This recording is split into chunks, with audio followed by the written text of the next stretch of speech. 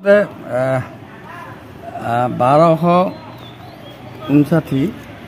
আৰু এইটো হ'ল ভাস্কৰব্দ অসমীয়া আৰু 1853 ইংৰাজী চনতে আমাৰ যিসকল আজু ককা এইবিলাকে তেওঁলোকে শক্তিৰ অধিষ্ঠাত্ৰী দেৱীৰ এই পূজাভাগ আৰম্ভ কৰিছিলে আৰু আজি তেতিয়াৰ পৰাই কিন্তু চলি আছে।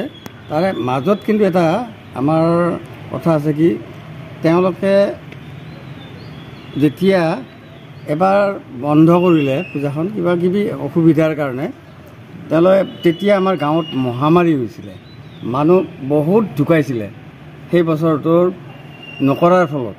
আৰু তেতিয়াৰ পৰা মানুহে আকৌ যে এইটো নকৰাৰ কাৰণে হ'ল নেকি, পূজাভাগ নকৰাৰ কাৰণে হ'ল নেকি, এই যিটো বিশ্বাস মানুহৰ তেতিয়াৰ পৰা কিন্তু আকৌ পূজাভাগ চলি আছে এতিয়ালৈকে, আজিলৈকে চলি আছে।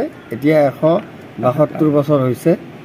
গতিকে আমি যিমানখিনি পৰা যায় সাধ্য অনুযায়ী ৰাইজৰ আৰ্থিক অৱস্থাৰ ওপৰত ভিত্তি কৰি পূজাভাগ চলাই আছে। দক্ষিণ গামৰ ভিতৰত এইখনে আটাইতকৈ পুৰণি কালী পূজাৰ মন্দিৰ আছে, পূজাভাগ ইয়াত চলে, এই কথাটো মানুহে কয়।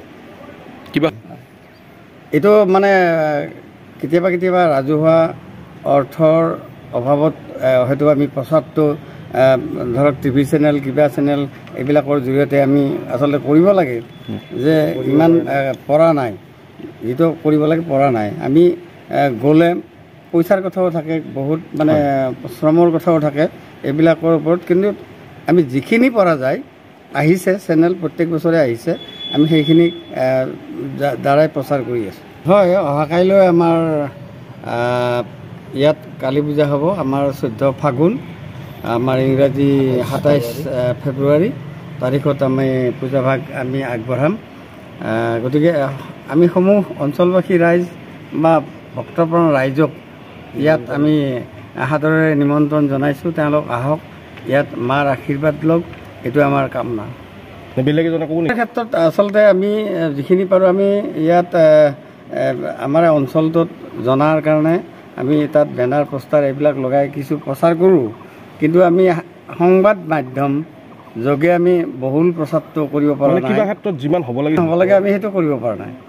আগতকৈ ৰাস্তা ঘাটৰ উন্নতি হ'ল, ৰাস্তা ঘাটৰ উন্নতি হৈছে। আমি অলপতে গৈ PWD অফিচত গৈ ৰাস্তা ঘাটৰ কাৰণে কৈ মেলি আমি ৰাস্তা ঘাট এইখিনি যিখিনি পৰা যায় সেইখিনি কৰা হৈছে। বাকী যিমানখিনি দেখিছোঁ মন্দিৰ এইটো আমাৰ যেতিয়া আমাৰ SGPৰ যতীন মালি ইয়াত পলাশবাৰী সমষ্টিত আছিলে, এই তৰণটোৰ যিখিনি পইচা তেখেতে অনুদান আগবঢ়াইছিলে পুঁজিৰ পৰা, গতিকে তাৰ সেই পুঁজিৰ দ্বাৰাই এই তৰণটো নিৰ্মাণ কৰা হৈছে। অহাকালিলৈ আমাৰ ৰাতিপুৱাৰ পৰা ভক্তপ্ৰাণ ৰাইজ আহিব, ইয়াত তেওঁলোকক ইয়াত আশীৰ্বাদ ল'ব। এইটো আছে আমাৰ মোটামুটি গধূলিৰ ভাগত বেছি মানে পূজা ভাগৰ আৰম্ভ হয়। ধৰক আমাৰ বিভিন্ন ঠাইৰ পৰা আমি বহুত নিমন্ত্ৰিত অতিথি মাতিছোঁ, তেওঁলোকো আহিব আৰু আমাৰ 7 বজাৰ লগে লগে আমাৰ প্ৰতিমা ইয়াত মণ্ডপত স্থাপন হ'ব, তাৰপিছত মানুহে আশীৰ্বাদ ল'ব। গতিকে এই কথাবিলাক চলি থাকিব। আৰু নিশালৈকে নিশা আমাৰ 11:30 বজাত যাত্ৰা অভিনয় চলিব। এইবিলাক কাৰ্যসূচী আছে আমাৰ ইয়াত। পুষ্পাঞ্জলি হ'ব, ৰাইজে ইয়াত সেৱা ল'ব। তাৰপিছত আমি ৰাতিপুৱাৰ ভাগত আকৌ পিছদিনাখন ৰাতিপুৱাৰ ভাগত 7 বজাত আমি ভোগ প্ৰসাদ এইবিলাক ইয়াত বিতৰণ কৰা হ'ব ৰাজহুৱাভাৱে। আৰু আমি সেইকাৰণে এই অঞ্চলবাসী ৰাইজক সকলোৱে জানে যে পিছদিনাখনহে আমাৰ ইয়াত ভোগ প্ৰসাদ বিতৰণ হয়, আৰু সেইমতে মানুহ আহিব।